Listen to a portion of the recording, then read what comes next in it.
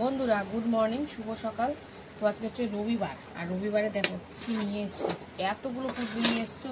এ বাজে লাগবে একসাথে রান্না না, কম কমই নিয়ে এসছি, বেশি কম কমে তো 500 আছে মনে হচ্ছে। 400 আরে 300 হলে কম হয়ে যাবে, 400 নিয়ে এসছি। 300 আনলে মনে হচ্ছে বেটার হতো, কারণ তুমি কাজে গেলে একটু বেশি লাগে।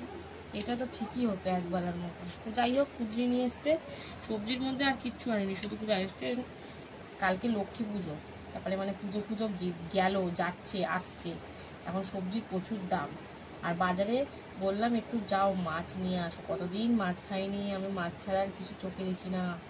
আর কি নিয়ে এসছে দেখো, মাথাটা গরম হয়ে গেছে শুনেই আমার। দেখি তো নি, এই দেখছি এখন, এই দেখো কোথায় একটু মাছ নিয়ে আসবে, কতদিন মাছ দেখি না বন্ধুরা।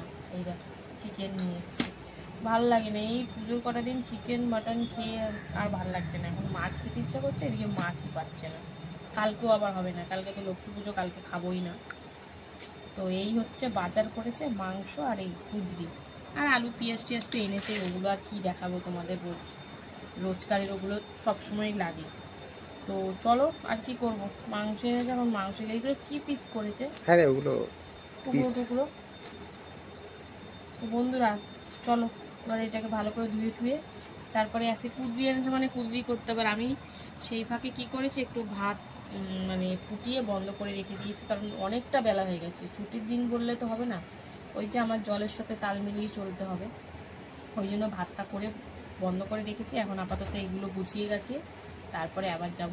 তো চলো এখন এটা মাংসটা ধুয়ে টুয়ে তারপরে আসছি। তো বন্ধুরা মাংসটা ধুয়ে টুয়ে তো এই যে দেখো কী কী কেটে নিয়েছি, তার মধ্যে আলু পেঁয়াজ টমেটো আদা রসুন, আর এখন এই যে কুদরি কাটতে বসেছি। শাক তো খাবোই না, শাক এখন খুব খাওয়া কমিয়ে দেবো, খুবই কম খাবো। শাক খেলেই না পেটটা গড়বড় গড়বড় করে, তাই জন্য আরও কুদরি নিয়ে এসছে।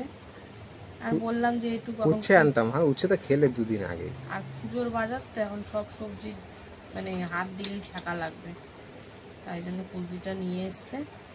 কুদরিটাই করে ফেলি, মোটা মোটা কিন্তু কচি কচি আছে দেখো। বেশি নিয়ে এসছি। কুদরি ভাজা, চলো সবটাই ভেজে দিই, থাকলে ওগুলা থাকবে।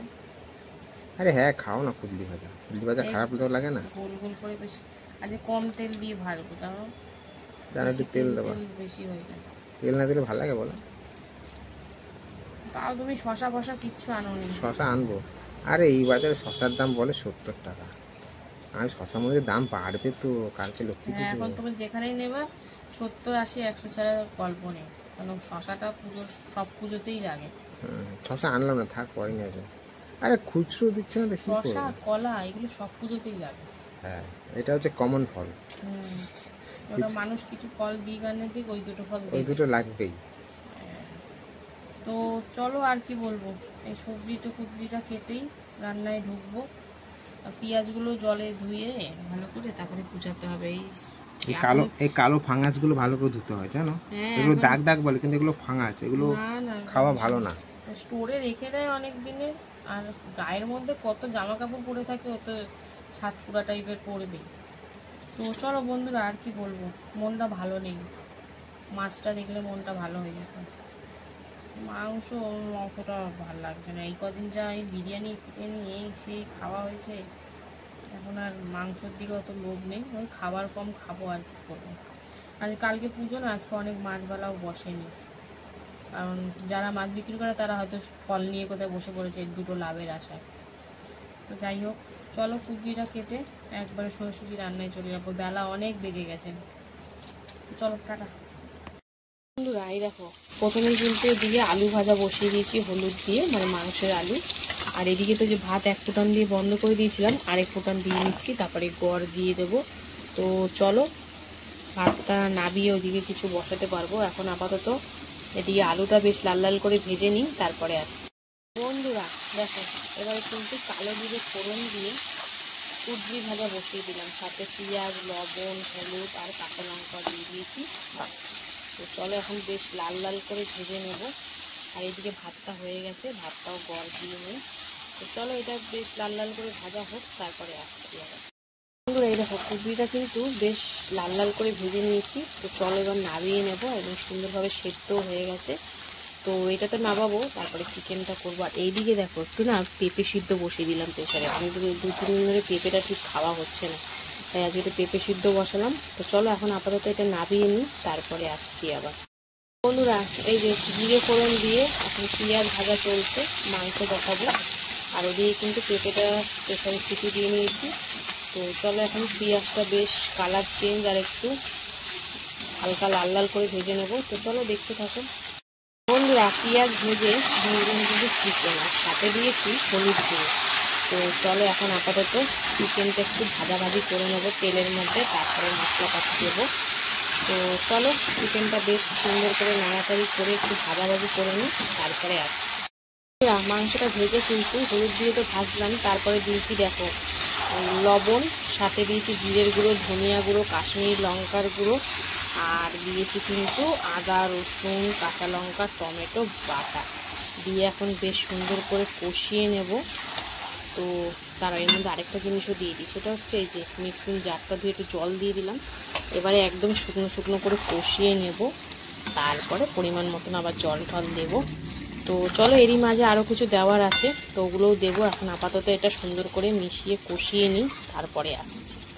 তাই কষতে কষতে কিন্তু চলো এবার দিয়ে দিই আমি এর মধ্যে এই যে সানরাইজের চিকেন মশলা। এটা তো আমার মাস্ট দিই আমি, তাহলে না ফ্লেভারটা বেশ ভালো আসে। আর সাথে দিয়ে দিচ্ছি গরম মশলা গুঁড়ো। তো দিয়ে এখনও ভালো করে আবারও মিশিয়ে কষিয়ে নেব। তো চলো কষিয়ে নিই আরও সুন্দর করে। বন্ধুরা দেখো সুন্দর করে কষাতে চলছে, আবারও এর মাঝখানে দিয়ে দিচ্ছি আমি এই যে ভেজে রাখা আলুগুলো। তো চলো এবারে আলুগুলো দিয়েও সুন্দর করে কষিয়ে নেব, তারপরে জল দেবো। আর একটু শুকনো শুকনো করে কষিয়ে আলু দিয়ে তারপরে জল দেবো। খুব সুন্দর একটা গন্ধ বেরিয়েছে চিকেন মশলা দেওয়াতে, আর কালারটা কেমন এসছে তোমরাই কিন্তু জানাও, আমি আর বলবো না কিছু। তো চলো এখন সুন্দর করে কষিয়ে নিই আলু দিয়ে, তারপরে আসছি। বন্ধুরাই দেখো সুন্দর করে একদম কষিয়ে নিয়েছি, দেখতে পাচ্ছ তেল একদম ছেড়ে ছেড়ে গেছে মশলা থেকে। তো চলো এবারে আমি এতে জল দেবো। এইসব মুরগির মাংস তো কষা কষাই ভালো লাগে, কিন্তু কী করবো আমার কর্তা আমার মাইয়া খেতে পারবে না, তাই একটু জল দিয়ে দিচ্ছি। তো খুব বেশি পাতলা ঝোল করব না, এই যে সিদ্ধ হওয়ার মতনই জল দিলাম, মানে আলু আর চিকেন। তো চলো সবই তো দেওয়া হয়ে গেছে, এখন সিদ্ধ হওয়ার অপেক্ষা। প্রায় 8 থেকে 10 মিনিট মতন কষতে কষতে অনেকটাই সিদ্ধ হয়ে গেছে মাংস। তো বাদবাকি এই 7 থেকে 8 মিনিট মতন একটু রান্না করে নেবো ঢাকা দিয়ে। তো চলো পুরোপুরি রান্না হোক, তারপরে তোমাদেরকে আবার দেখাবো, সঙ্গে থাকো। বন্ধুরা এই যে প্রায় 7-8 মিনিট মতন ঢাকা দিয়ে লো ফ্লেমে রান্না করলাম। তো মোটামুটি মনে হচ্ছে চিকেন আলু সব সুন্দর করে সেদ্ধ হয়ে গেছে, হ্যাঁ একদম হয়ে গেছে। তো চলো এবার নামাবো। আর এই এর সাথে আমার রান্না বান্না কমপ্লিট।